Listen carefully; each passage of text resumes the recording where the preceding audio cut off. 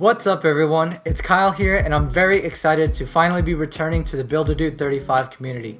Today I have a really special video for you guys, and that is because I have this, the Mindstorms Robot Inventor, which is the next generation of LEGO Mindstorms. Is it any good? Is it a worthy successor to the EV3? Stick around because I'm going to be answering all of those questions and sharing my thoughts today. Over the years, Mindstorms has had 4 generations, or 4 iterations, if you will. It all started with the RCX back in the late 90s. In 2006, we had the NXT, which was my first Mindstorms. 2013 gave us the EV3, which is the robot that I've covered most extensively on the channel. And finally, now we have the Robot Inventor, which is the 4th generation of Mindstorms and the successor to the EV3. But don't call it an EV4, because the Robot Inventor is really quite different from all of the Mindstorms predecessors that have come before it. And in this video, I'm going to be breaking down all of the great things that separate it from its predecessors and all of the, maybe not so great things. I bought this specific Robot Inventor set online on barnesandnoble.com. For whatever reason, they were selling it for $10 less than the retail price, but I mean, hey, who am I to argue with a deal, right? And since I bought this with my own money, you can trust that this will be as transparent and honest of a review as possible. I think I've heard enough of my own voice for now. I'm starting to feel like a college professor all of a sudden. So I think it's time to get cracking with the unboxing, and then I'll walk you through the new components that come with the Robot Inventor. But Kyle, I mean, if you already got the robot in your hand, how are you gonna unbox it?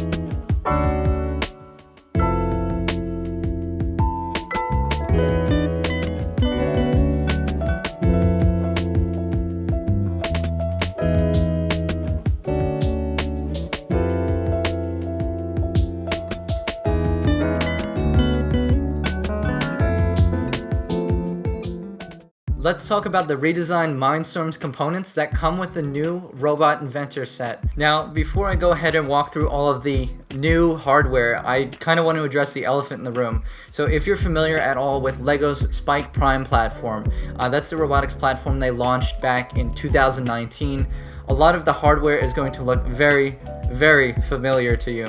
And that's because a lot of the hardware is pretty much carried over from the Spike Prime platform. Now, that's not necessarily a bad thing. Really, the intent of this review is to compare Mindstorms to Mindstorms. For now, let's focus on comparing the Robot Inventor to its predecessor, the Mindstorms EV3. First and foremost, let's talk about the brick. The new brick is called the Intelligent Hub, and this is where Mindstorms fanatics will see probably the biggest departure from Mindstorms of previous years. The most obvious difference right off the bat is that there is no LCD display at all. Instead, it trades that for a 5x5 LED matrix, and you can see it's drawing a little arrow on the screen here. There's also a handful of buttons, so there's a big blue center button at the bottom, as well as arrows for left and right. And in the top left, there is a button for Bluetooth. You'll see 3 ports on either side. So it's kind of a step down from the EV3, which had 8 ports in total. This now only has 6 ports, but for the EV3 it was specifically 4 motor ports and 4 sensor ports, whereas this is now 6 ports of any kind. On the top here, there's a micro USB, which you can use to plug in to charge the rechargeable lithium ion battery on the bottom here, or you can also use it to connect to your smart device, your laptop, phone, tablet. On the other side, we have the speaker. One more cool thing that I think is really awesome is that it actually has a built-in 6-axis gyroscope and accelerometer, which is actually a really awesome feature. So if you recall, the EV3 was the first one to introduce a LEGO-made gyroscope, and it was only a single axis sensor for one gyroscope, and it was an external sensor. Now this is all 6 axes for accel and gyro, all built into the Intelligent Hub, which is really sweet. I'm looking forward to testing that out in my own builds. One last big departure from the EV3, or Mindstorms past I should say, is the size. And I'll put up an EV3 brick for size comparison. The Robot Inventor Intelligent Hub is quite a bit smaller than the Mindstorms bricks of past in every dimension. And this is actually a really great thing, because speaking from my own experience, the EV3 and NXT were always really hard to incorporate into creations because it was just so big.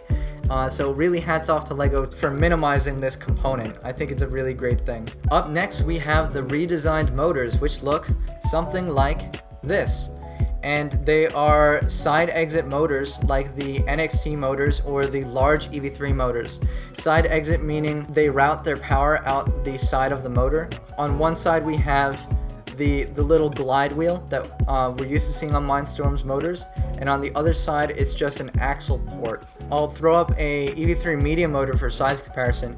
You can see that the redesigned motors are pretty much the same footprint as EV3 medium motors of past. And I'll also throw up a EV3 large motor for size comparison.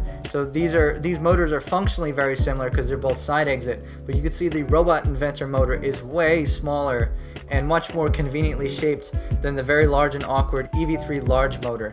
That was actually one of my biggest complaints with both the NXT and the EV3, is that these motors were very awkward and large and kind of just oddly shaped and difficult to use in creations, whereas these are much more elegant and smaller, more compact, and I think personally they have a better form factor. One other thing I want to draw your attention to while we're here is the cables. So the Robot Inventor drops the RJ12 cable system that was used by the NXT and the EV3. So RJ12 are the old kind of outdated telephone cables, and now they have a much more elegant, much smaller connector, and so it's kind of following this theme of the Mindstorms components getting smaller and more elegant for the Robot Inventor set, which is a welcome change. The wires, like LEGO Power Functions motors, are always connected, hard connected to the back of every motor or every sensor, which is good and bad. So it's great because you never have to worry about losing wires or cables again if that was something you worried about. But the downside is you don't get to choose your cable length anymore. You're always stuck using the same length cable, and now you also have to be careful with assembling and deassembling your creations, because if you break this wire, you'll have to resolder the connection back on with the help of an adult, or you might have to buy a whole new thing, which would make you very sad. And the Robot Inventor set comes with 4 of these motors. Now let's move on to the sensors. We have a color sensor, which looks something like this, similar to the ones in the past. Following the theme of things getting smaller and more streamlined with the Robot Inventor, you can see it's actually quite a bit smaller than the EV3 color sensor. Again, that's a welcome change, and that's because of what I mentioned about ditching the RJ12 connector in favor of a fixed connection, pretty similar to an EV3 color sensor. And you can see the Robot Inventor sensor offers you a few more mounting options. The second of the 2 sensors, so I should mention there are 2 sensors total included. The second sensor is an ultrasonic sensor, kind of looks like Baymax from Big Hero 6, and this is similar to the EV3 ultrasonic sensor in size and functionality. Now there's a few other LEGO elements that they include that are new to this set that I'm particularly excited about. By the way, this is not an exhaustive list of all of the new LEGO elements, just highlights that I want to point out. I know these are not like 100% new, they've been in previous LEGO sets, but this is new for Mindstorms at least, is including these really large beam frames. The new wheels, which look like this, and they are kind of interesting because on first inspection it actually looks like they're entirely made of solid plastic,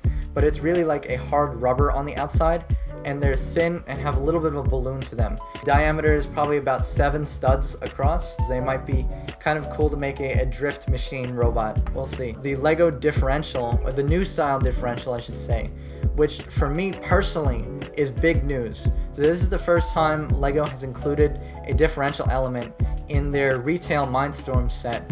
And this is great because, you know, back when I was a wee young lad first starting out with Mindstorms, all I ever wanted to build was cars. I always needed one of these differentials, but I had to go on Bricklink or whatever to buy them, and they were always really expensive. So I'm really happy to see that LEGO has included this differential element in here. So that makes making car-style robots a lot easier. We also have this big teal base plate right here, which is pretty cool. You could use it as a structural element, or you can also use it as a breadboard for, you know, prototyping thing or making any kind of stationary creations. I think now's as good of a time as ever to start building. So I'm going to start us off with a speedy time-lapse build of the hero model that's included with this set, which is Blast.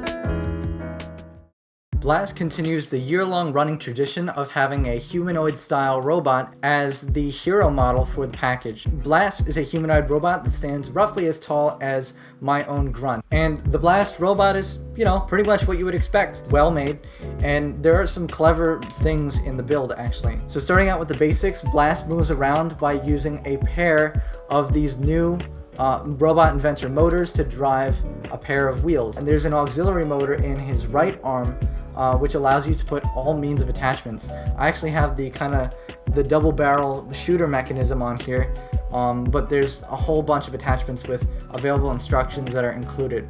As a matter of fact, I want to draw your attention to this little shooter. The shooter is really quite simple and elegant. There's the motor with an upright axle with the two buttons here, and then all it does is move on either side to fire the cannons. There's a color sensor in his other hand, and as well as the ultrasonic sensor, which is actually downward facing on the underside of his arm. I thought that was an interesting choice, but you could definitely make use of it. What I think is the most clever feature of this build is actually the gear train that's inside for the second auxiliary motor. So you can actually open up this panel here, and the chest panel drops down to expose the mechanisms inside, and you'll see this red gear here. That is actually the ring gear for the differential element that I was talking about before. This is a really clever use of the differential element. Normally you use it in the context of a car, but here it's being used to animate the arms and the head simultaneously. So the arms move up and down in opposite directions, and the head also pivots from side to side. And the reason why it's important to use the differential here is because the arms have a longer travel than the head. So the head will kind of reach its mechanical limit and stop moving before the arms, and the differential allows for all three of these parts to move at the same time until the head reaches the end of its travel and it stops, but the arms are allowed to keep going for a little bit more. So that's just what I think is a very clever use of the differential on the part of the LEGO designers, so very nicely done then. You'll also notice that the brick, the intelligent hub I should say, is on the very top of Blast, and this is something that LEGO designers can now do because the hub, as I mentioned, is much smaller and lighter. You can use the LEDs on the intelligent hub to draw faces or designs on here. So while there's nothing insanely groundbreaking or revolutionary in this model, aside from a few really cool clever tricks they use, the playability is really quite fantastic. As I said, there's a whole bunch of different attachments you can possibly equip, and you can swap them out relatively quickly and really just get up in programming and exploring all of the different modular things you can put on this one arm.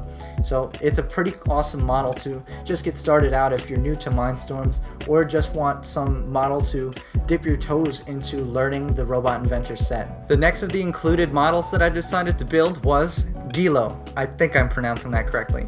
It's the four-legged walking robot. I actually saw this in the trailer for the Robot Inventor set. When I saw it walking, I was pretty blown away and I said, I have to build that. I was intrigued. And let me tell you that after building this, I am not disappointed.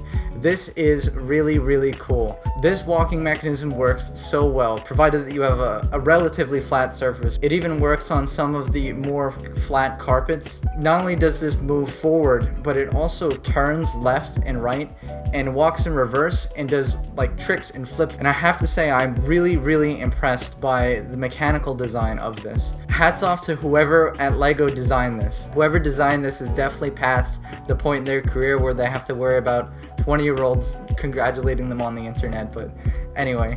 I also took this as an opportunity to try out and explore the color sensor a little bit. On the technical side of things, I noticed that the color sensor's detection range is significantly greater than that of the EV3, which is a welcome benefit, and it looks like the palette of colors is slightly expanded relative to that of the EV3. The ultrasonic sensor has pretty much the same functionality as all of the ones from LEGO Mindstorms past, as far as I can tell so far. Although I will say the one complaint I have with this is that the building process for this robot is a little bit monotonous. You find yourself doing the same thing 4 times for all 4 corners of the robot, but it's really just a small trade-off to pay when you finally see the thing walking, because it is really, really that cool. So if you do end up picking one of these Robot Inventors, I give a glowing endorsement to building this model. So all told, Gelo is a very impressive little robot and a lot of fun to play with and just watch it walk around. I want to spend just a few minutes talking about the software side, the redesigned Mindstorms app.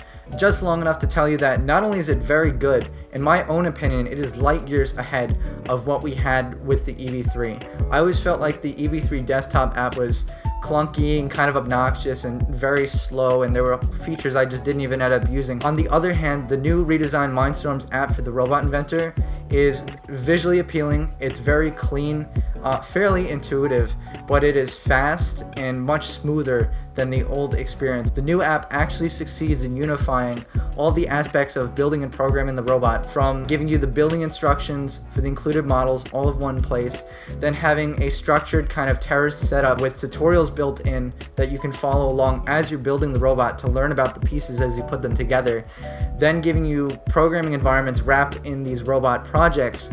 And these programming environments can support 2 languages out of the box. So we have Scratch and Python. And let me tell you, in my personal opinion, again, this is my opinion, Scratch is way more intuitive and easy to use than the EV3 graphical programming language.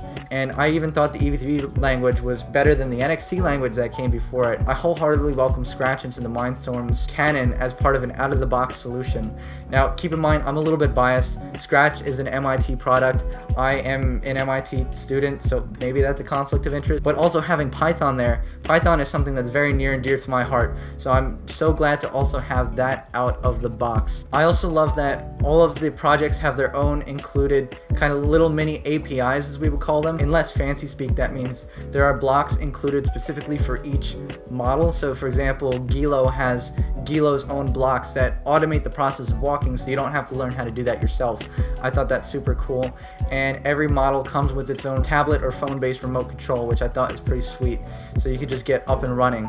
The last thing that I was super blown away by with the app, and this is something I noticed as soon as I started the app, is the ability to start up using third-party hardware out of the box, and third-party hardware like PlayStation DualShock controllers. When I saw this, I became like a giddy little kid. I was jumping up and down in joy, and I rushed to make my first program with the PlayStation 4 controller to control blasts and then use it to ambush my family members. And it was just so much fun, and I'm really looking forward to seeing what I can do with connecting the DualShock controller and other hardware to the Robot Inventor brick. So stay tuned for more of that. Now we're at the point in the video where I can start offering my own thoughts and opinions on the Robot Inventor and deliver a final verdict. The first thing we have to talk about, and I know I touched on this earlier, but if I don't clarify my thoughts on this, the comment section will be on fire for weeks, is the whole Spike Prime borrowing hardware thing. Is the Mindstorms Robot Inventor basically just a rebranded Spike Prime?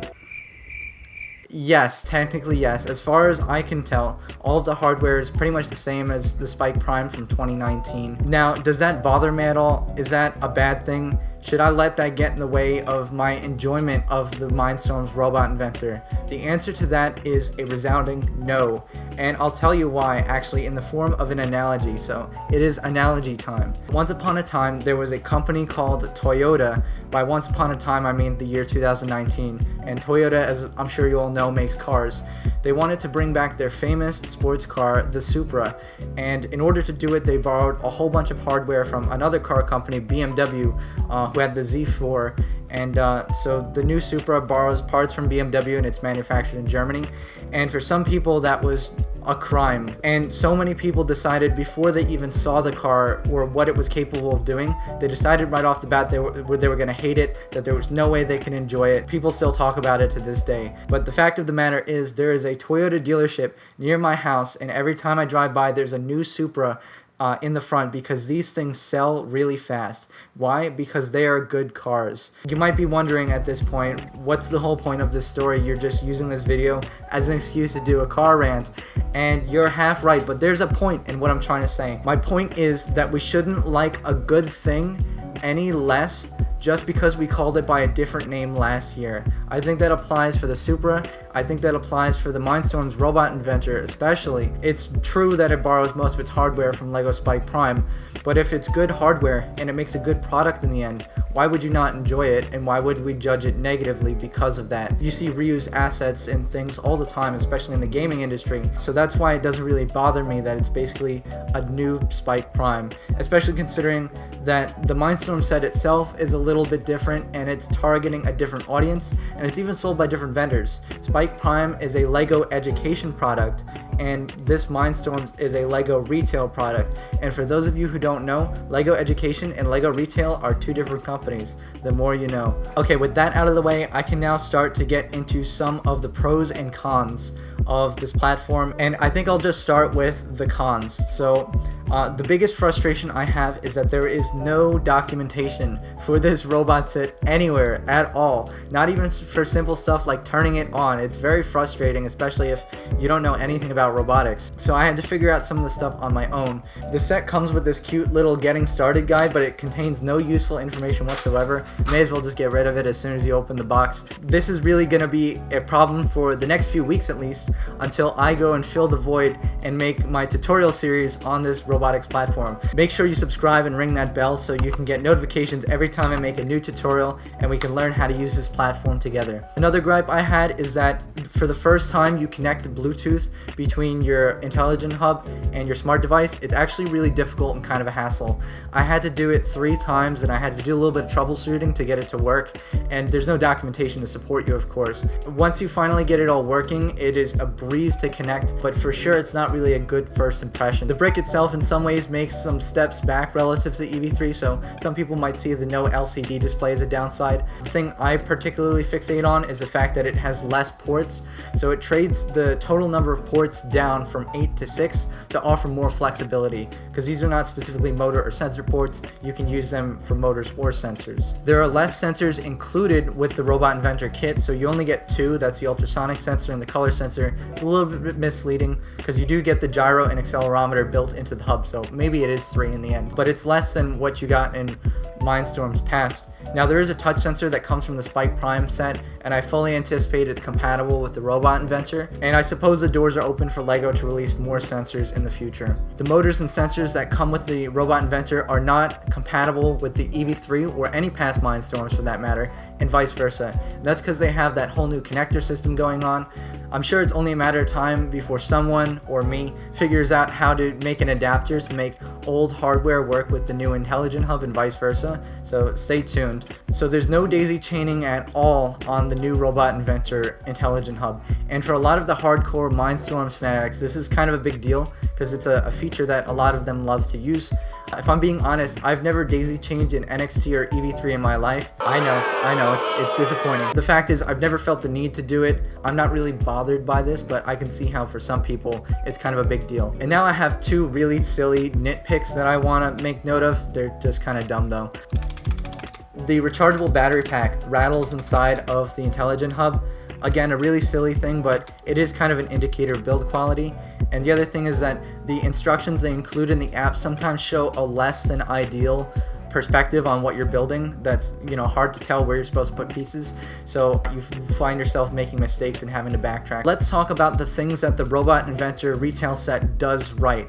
And I just want to emphasize that there are more things and more significant things that the Robot Inventor does well versus the list of cons that I just outlined. The biggest improvement the Robot Inventor brings to the table in relation to Mindstorms past is what I mentioned before about minimizing the hardware, so making the brick, the motors, the sensors, all of the electronic components smaller. I always felt like the Mindstorms components were very bulky and awkward, and I feel like a lot of that is solved with this set. Next, I think it's absolutely fantastic that this includes its own rechargeable battery pack in the box. Back in the day, I spent a lot of money on rechargeable AA batteries for my NXTs and my EV3s, and that's a lot of money. Even the rechargeable battery pack for the EV3 is like up to $80 US now. It's something ridiculous. So the fact that the rechargeable battery pack comes with the set in the box is a huge thing for me. I really appreciate that the accelerometer and gyroscope are included in the intelligent hub. That's a great integration, and of course it's 6-axis, whereas you only had 1 axis with the EV3. Now I haven't gotten a chance to really put it through its paces yet and see just how good it is, so that'll be a topic for an upcoming video. I also think the 5 models they include instructions for, I think they're very good, and I like that there are structured tutorials to kind of teach you through the process of building them and understanding them. And of course I've already sung my praises about the new Mindstorms app. The overall app experience is worlds better than what we had with the EV3 in the past.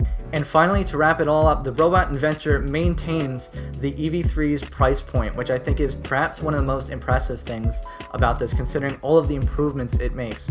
So the retail price on this is $360 US. The EV3 was $350 US 7 years ago. Chalk up the $10 difference to inflation.